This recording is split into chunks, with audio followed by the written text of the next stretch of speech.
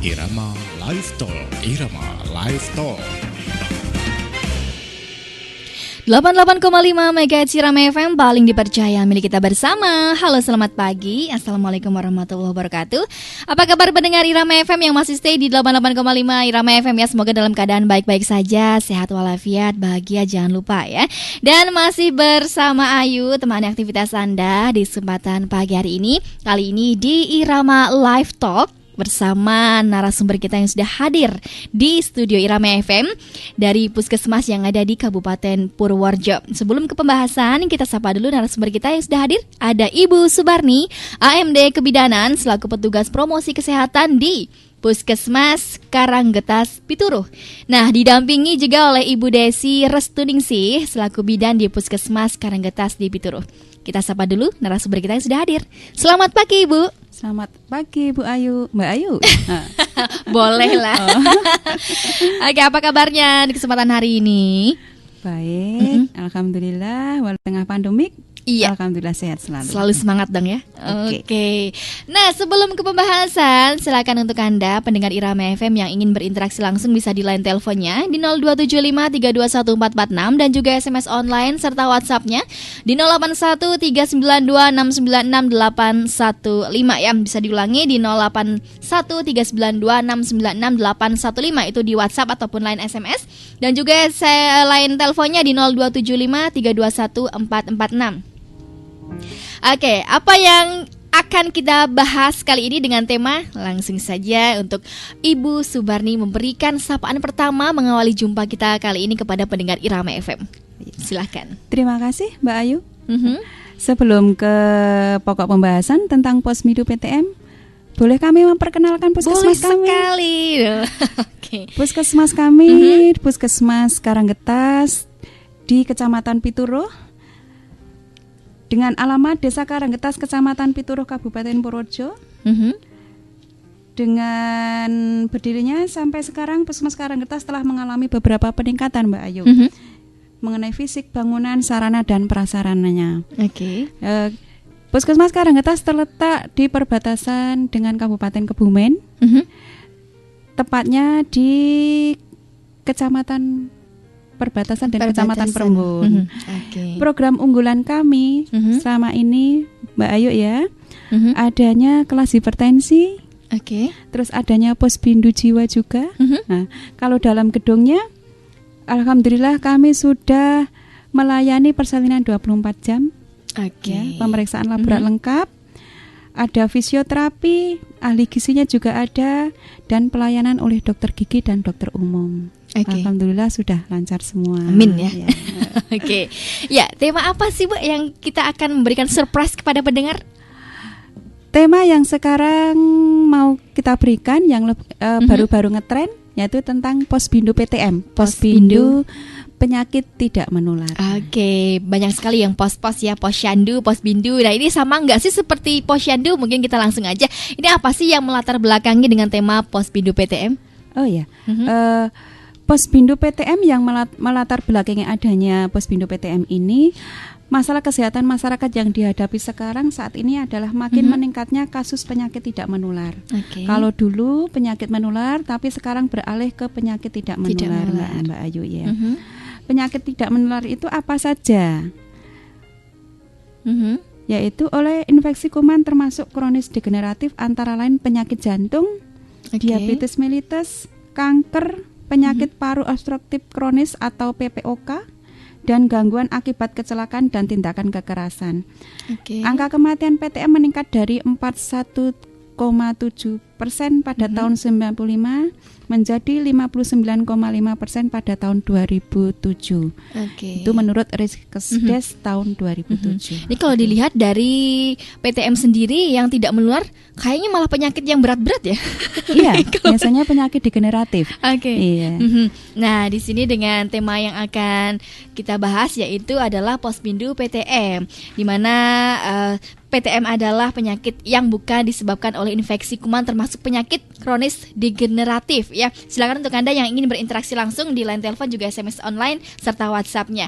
Nah, pengertian sendiri dari Posbindu PTM itu seperti apa sih, Bu? Iya. Posbindu PTM merupakan peran serta masyarakat dalam melakukan kegiatan deteksi dini dan pemantauan faktor risiko PTM, utama yang dilaksanakan secara terpadu, rutin, dan periodik. Faktor risiko penyakit tidak menular meliputi merokok, konsumsi minuman beralkohol, pola makan tidak sehat, kurang aktivitas fisik, obesitas, stres, hipertensi, hiperglikemi, hiperkolesterol, serta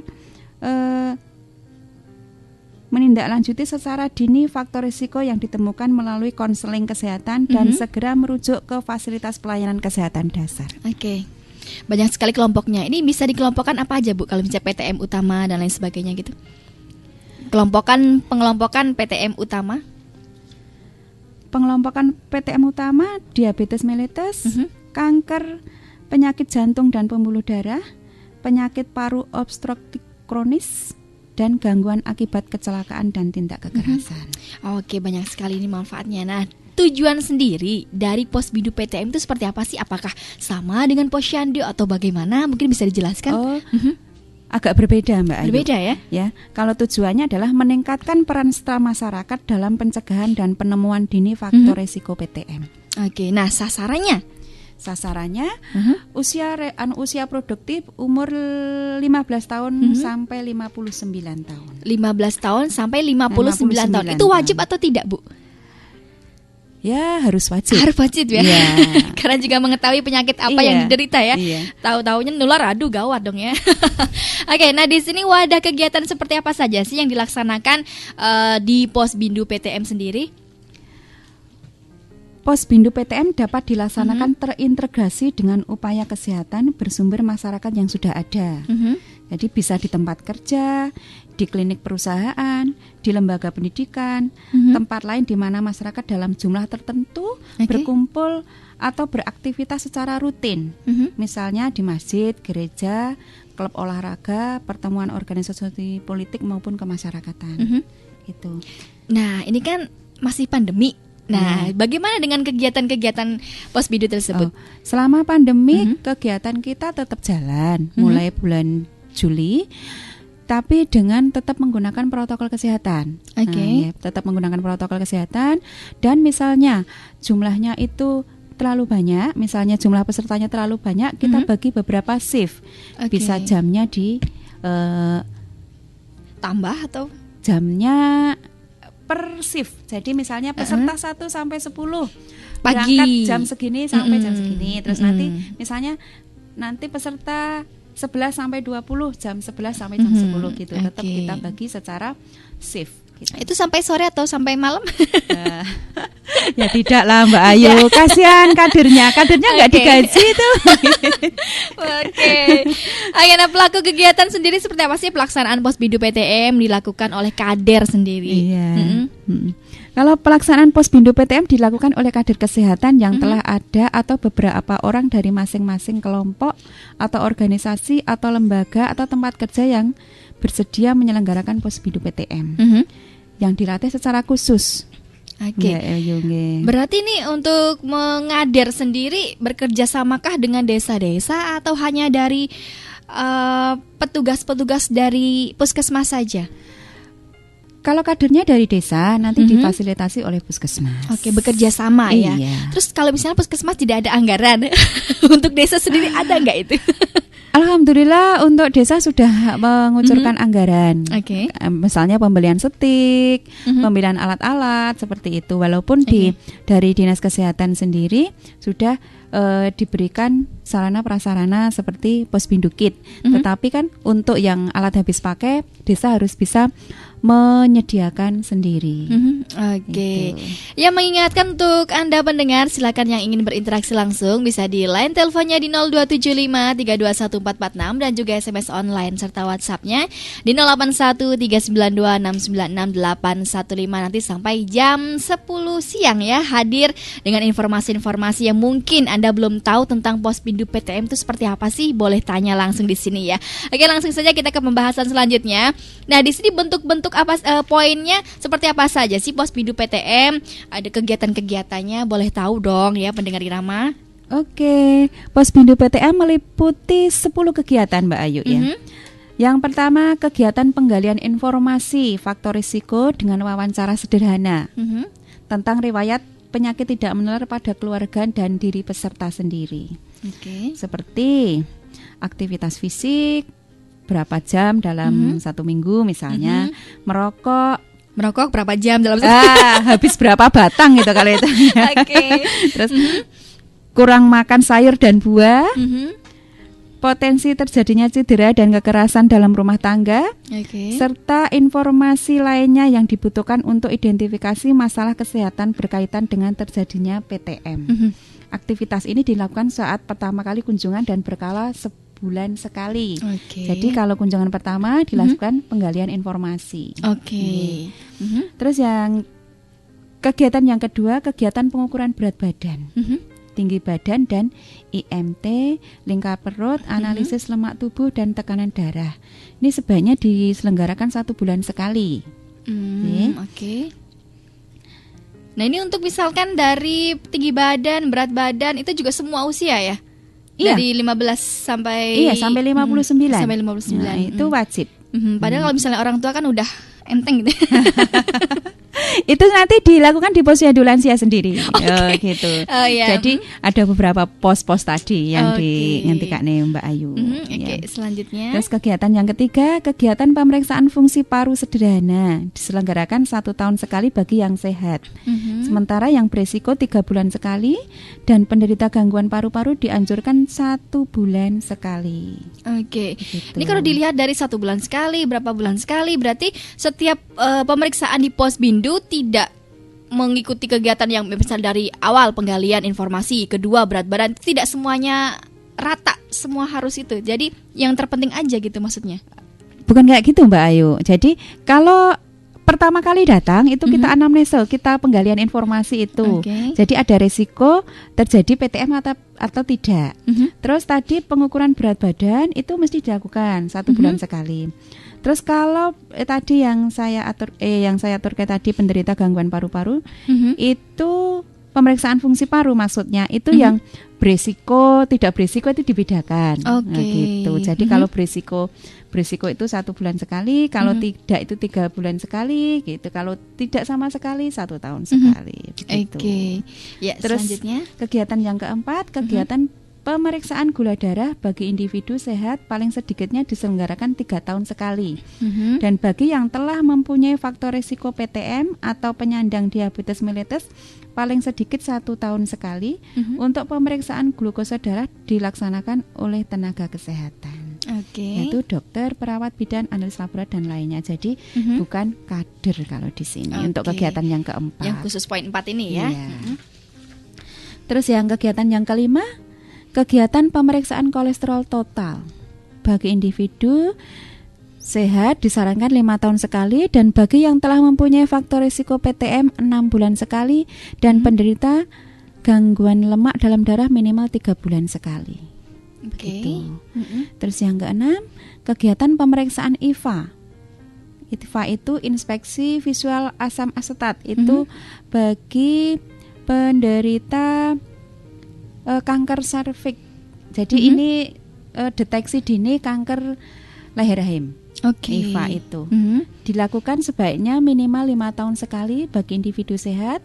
Setelah hasil IVA positif dilakukan tindakan pengobatan krioterapi diulangi setelah 6 bulan. Ya, begitu. Terus yang kegiatan yang ketujuh, kegiatan pemeriksaan kadar alkohol pernafasan dan tes amfemin urin bagi kelompok pengemudi umum yang dilakukan oleh tenaga kesehatan. Ya, ini kalau di puskesmas kayaknya belum berjalan. Mungkin ada sudah berjalan tapi tidak semuanya puskesmas. Kegiatan konseling dan penyuluhan. Jadi kalau nanti sudah ditemukan faktor risiko penyakit tidak menularnya, nanti kita kasih konseling, kita kasih penyuluhan. Harusnya misalnya kurang makan dan sayur, harusnya makan sayur dan buah. Misalnya ditemukan tensinya tinggi, jadi harus mengurangi garam dan sebagainya. Jadi di situ di kegiatan yang ketujuh nanti kita berikan konseling. Terus yang ke-9, kegiatan aktivitas fisik dan atau olahraga bersama sebaiknya tidak hanya dilakukan jika ada penyelenggaraan Posbindu PTM, namun perlu dilakukan rutin setiap minggu. Dan kegiatan yang ke-10, kegiatan rujukan ke fasilitas layanan kesehatan dasar di wilayahnya dengan pemanfaatan sumber daya tersedia, termasuk upaya respon cepat sederhana dalam penanganan prarujukan. Jadi kalau ada kegiatan yang perlu dirujuk, misalnya ditemukan penyakit DM dan sebagainya, lah kita lakukan rujukan ke puskesmas. Dari kegiatan dari 1 sampai 10 ini dilaksanakan pemeriksaannya ada yang di puskesmas atau yang di desa-desa tersebut? Di desa-desa. Langsung di situ juga semuanya? Iya, nanti kalau ada hal-hal yang perlu dirujuk baru kita rujuk ke puskesmas. Nah, pengelompokannya seperti apa saja sih? Jadi ada jenis kegiatan tadi sudah dilaksanakan ya. Nah, caranya untuk mendeteksi dini pengelompokannya tipe Posbindu itu ada berapa sih? Seperti apa saja? Ya, pengelompokan tipe Posbindu itu ada 2 Mbak Ayu ya. Posbindu PTM dasar dan Posbindu PTM utama. Kalau Posbindu PTM dasar meliputi pelayanan deteksi dini faktor risiko sederhana yang dilakukan dengan wawancara terarah melalui penggunaan instrumen untuk mengidentifikasi riwayat penyakit tidak menular dalam keluarga dan yang telah diderita sebelumnya. Begitu. Terus potensi terjadi yang telah diderita sebelumnya seperti perilaku beresiko, potensi terjadinya cedera dan kekerasan dalam rumah tangga, terus pengukuran berat badan, tinggi badan, lingkar perut, IMT, pengukuran tekanan darah, dan pemeriksaan uji fungsi paru sederhana. Nah itu yang termasuk Posbindu PTM dasar, ini yang dilakukan di desa. Ya. Nah tadi kan ada kata-kata dengan apa ya? Mengidentifikasi riwayat penyakit, kekerasan rumah tangga. Apakah sudah sampai saat ini apakah sudah ada yang periksa dengan alasan seperti itu? Kalau yang kekerasan rumah tangga, kalau faktor beresiko sih seperti merokok ya, itu tanyanya jelas ya Mbak Ayu ya. Tapi ya kalau kekerasan rumah tangga ya kita harus hati-hati sekali. Soalnya belum tentu yang mengalami seperti itu bisa terus terang ke kita. Jadi kita menggalinya harus dengan bahasa yang sedikit ya pendekatan gitu. Karena tidak semua orang bisa mengatakan iya begitu. Makanya kan ada menerima tentang kekerasan rumah tangga. Apakah orang tersebut juga berani? Itu ada tim PP2 TP2A di kecamatan, nanti bisa itu. Ya. Bisa sekaligus konseling curhat gitu ya. Nah di sini langkah-langkah penyelenggaraan Posbindu PTM itu seperti apa saja sih Bu? Langkah-langkahnya yang pertama adalah persiapan terlebih dahulu ya. Persiapan itu kalau dulu itu sudah ada persiapan dari kabupaten, itu kita sudah dilakukan sosialisasi tentang Posbindu PTM dan pelatihan bagi petugas kesehatan Posbindu PTM. Terus yang kedua, puskesmas berperan untuk memberikan informasi dan sosialisasi. Jadi dari setelah petugas dari puskesmas itu mendapatkan sosialisasi dari kabupaten, puskesmas juga melakukan sosialisasi ke wilayah-wilayah puskesmas, puskesmas binaan ya maksudnya ya. Jadi kalau di Puskesmas Karanggetas ada 24 desa, jadi nanti puskesmas melakukan sosialisasi ke 24 desa tersebut untuk mempersiapkan sarana prasarana dan termasuk pelatihan kadernya.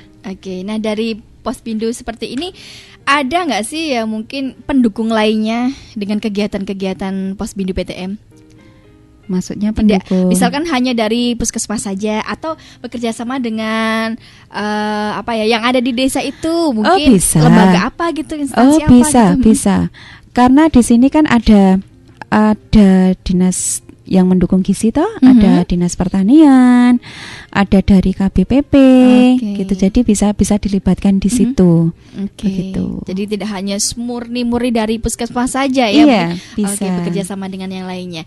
Nah, pelatihan PTM tenaga pelaksanaan kader ini seperti apa saja sih untuk menggaitnya ataupun mungkin ada tes-tesnya atau tidak sih untuk mencari kadernya? Untuk mencari kader itu sulit ya Mbak Ayu ya. Biasanya itu kalau mau belum tentu bisa belum tentu mau begitu. Karena ya makanya kalau kita untuk pelatihan kader itu paling enggak minimal lulusan SMA begitu. Jadi harus tetap gimana ya? Jadi di desa itu tidak harus yang misalkan dari perawat atau soal kesehatan, tidak. Enggak harus, tidak harus. Berarti harus ada memang pelatihan benar-benar buat orang itu, misalkan belum tahu apa-apa gitu kan. Jadi dari puskesmas memberikan pelatihan yang misalnya cara mengukur lingkar perut bagaimana seperti itu kan belum tentu lingkar perut itu yang mana, atau mungkin pinggang dikira perut itu. Jadi harus ada misalnya kan kader di situ tinggi badan, terus berat badan, terus lingkar perut seperti itu. Jadi yang sederhana seperti itu. Begitu. Jadi misalkan kayak kita mengetes darah misalkan. Nah, orang itu kan otomatis mohon maaf belum pengalaman, juga belum tahu tentang seluk-beluk kesehatan. Itu bagaimana cara memberikan pengertian, kalau seperti ini hasilnya ini. Nah, untuk memberikan hasil kepada yang periksa peserta PTS peserta Posbindu.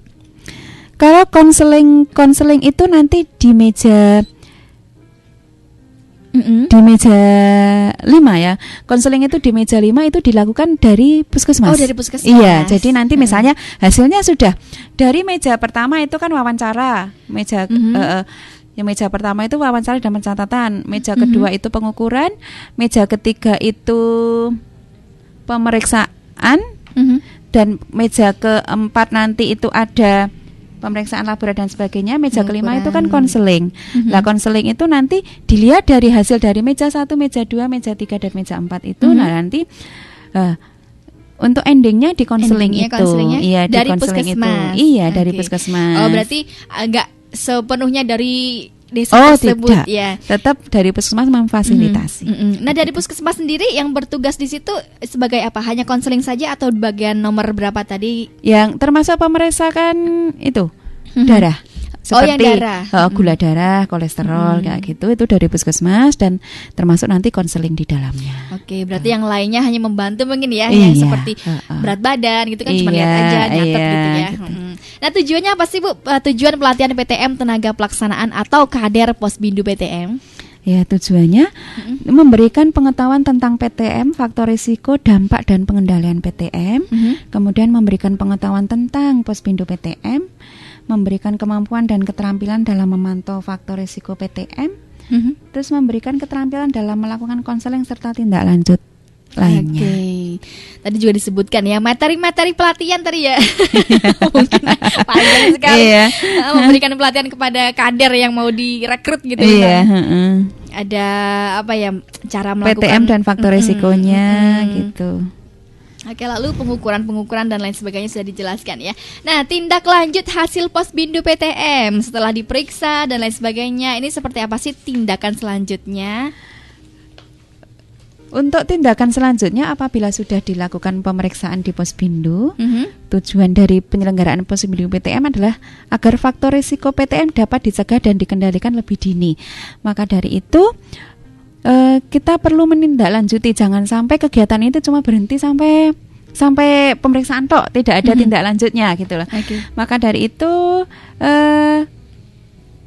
tidak semua cara pengendalian faktor risiko PTM harus dilakukan dengan obat-obatan. Begitu. Pada tahap dini kondisi faktor risiko PTM dapat dicegah dan dikendalikan melalui diet yang sehat, aktivitas fisik yang cukup, dan gaya hidup yang sehat seperti berhenti merokok, pengelolaan stres dan lain-lain, melalui konseling dan atau edukasi dengan kader.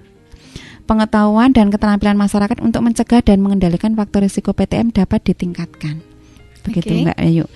Nah, untuk jangka waktu pemantauan faktor risiko PTM-nya apabila seperti tadi ditemukan ada gula darahnya tinggi. Untuk orang sehat itu tindak lanjutnya 3 tahun sekali nanti diperiksa lagi. Apabila faktor risiko itu apabila ada keturunan ya Mbak Ayu, misalnya ibu saya DM gitu, berarti saya kan mengalami faktor risiko. Lah itu 1 tahun. Iya. Itu 1 tahun sekali. Terus untuk penderita PTM sendiri, misalnya saya kebetulan pas diperiksa gula darah saya tinggi. Lah itu 1 bulan sekali. Begitu. Jadi tidak setiap hari ya. Enggak. Untuk 1 bulan sekali bagi yang penderita dan faktor risiko 1 tahun sekali dan orang sehat 3 tahun sekali. Selanjutnya. Ya. Kalau untuk tekanan darah itu orang sehat 1 bulan sekali, faktor risiko 1 bulan sekali dan penderita PTM 1 bulan sekali. Jadi untuk tekanan darah setiap bulan sekali seharusnya harus memang kontrol Mbak Ayu. Jadi tidak 3 tahun sekali gitu untuk tekanan darah ya. Nah, untuk lingkar perut 1 bulan sekali untuk orang sehat dan faktor risiko 1 bulan sekali dan penderita PTM 1 bulan sekali.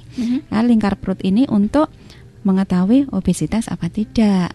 Terus dengan misalnya orangnya langsing, kok langsing, orangnya kecil, cuman perutnya gede, itu obesitas atau tidak? Ya. Kalau yang dinilai dari lingkar perutnya Mbak Ayu, berarti kalau lingkar perutnya kalau perempuan itu lingkar perutnya harus kurang dari 80. Aduh, gitu. aku cek lagi nih. Kalau laki-laki kan harus kurang dari 90. Berarti kalau laki-laki lebih dari 90 cm ya harus harus ini diet nih gitu.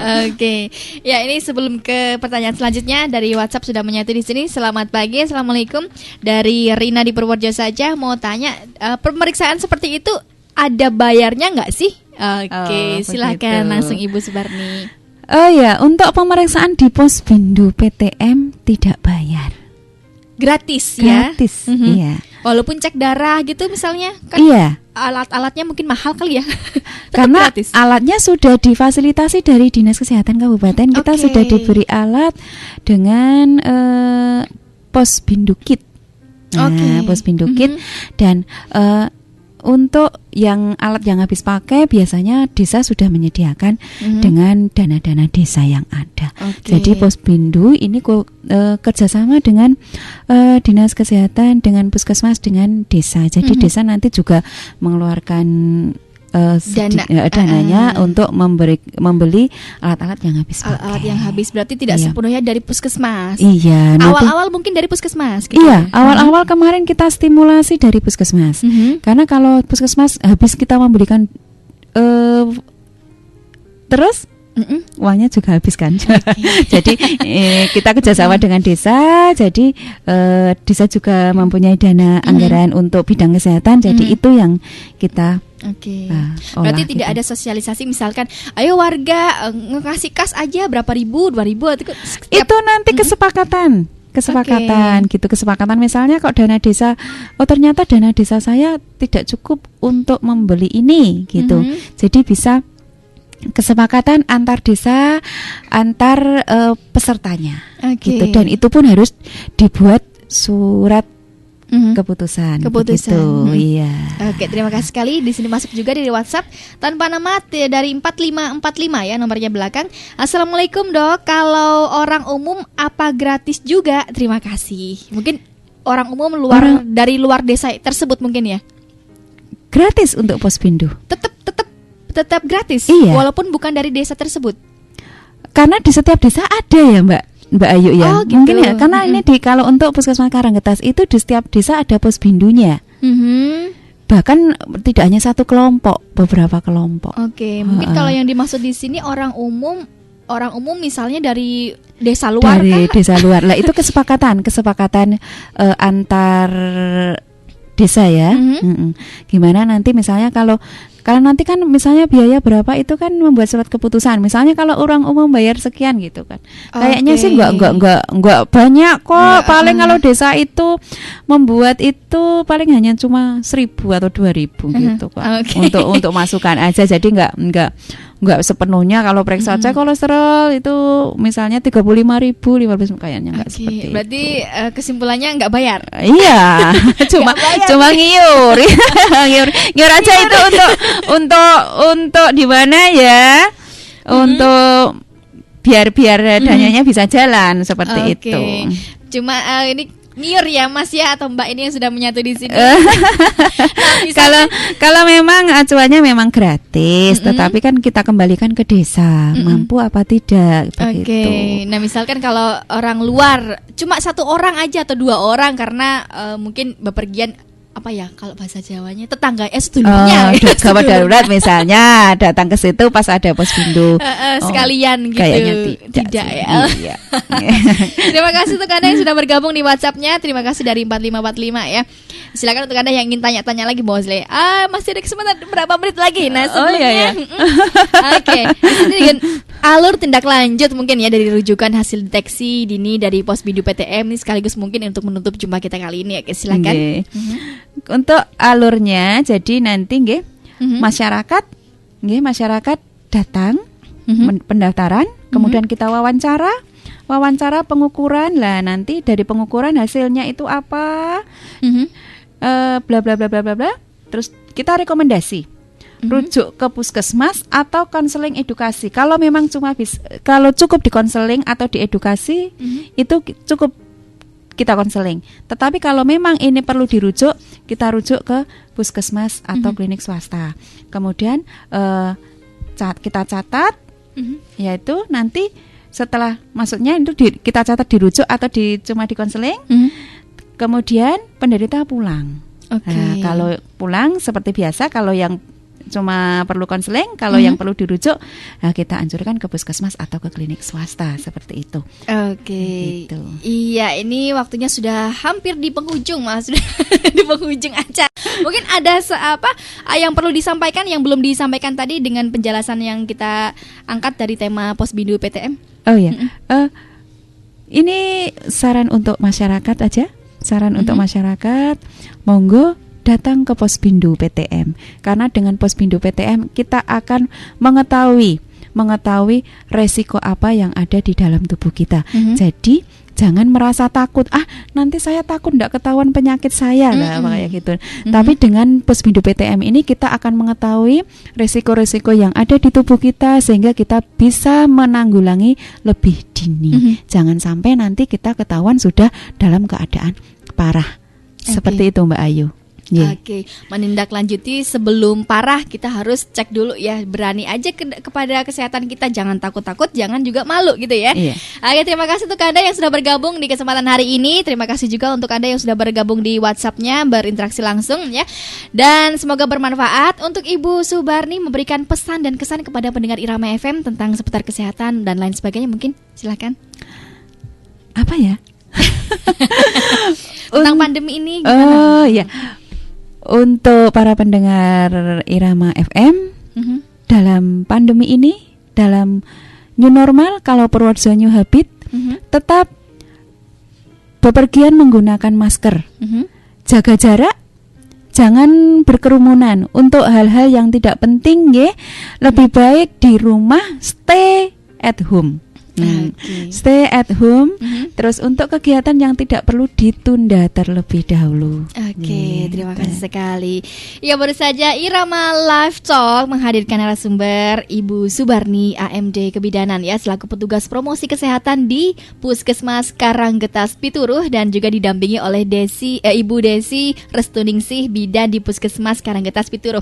Mungkin untuk sapaan terakhir boleh dong memberikan suara sedikit untuk Ibu Desi. Iya. Ya Mbak Ayu. Ya, tetap semangat dalam menghadapi pandemi COVID-19 karena kita juga tidak mengetahui tentang adanya masih ada penambahan jumlah pasien yang positif. Setelah itu seperti yang dikatakan tadi oleh Ibu Subarni, kita tetap menjaga protokoler kesehatan seperti mencuci tangan, menjaga jarak, serta menggunakan masker, dan agar tidak bepergian kemanapun kalau misalnya tidak penting. Itu saja, tetap di rumah saja. Semangat sehat untuk semuanya. Semoga pandemi ini segera berakhir. Amin. Ya, terima kasih sekali untuk pendengar. Terima kasih juga. Kita mohon pamit apabila ada kata yang salah mohon dimaafkan. Untuk Anda tetap stay di 88,5 MHz Irama FM, masih bersama Ayu menemani Anda dengan informasi dan sajian tips di Easy Life. Terima kasih. Assalamualaikum warahmatullahi wabarakatuh dan sampai jumpa.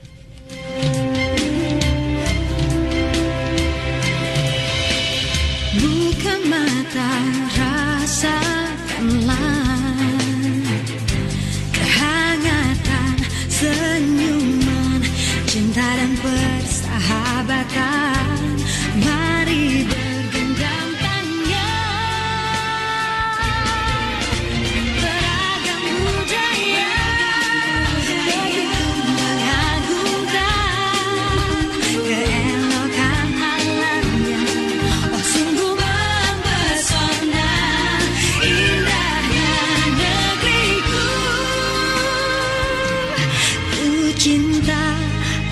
Aku terpana pesona ini.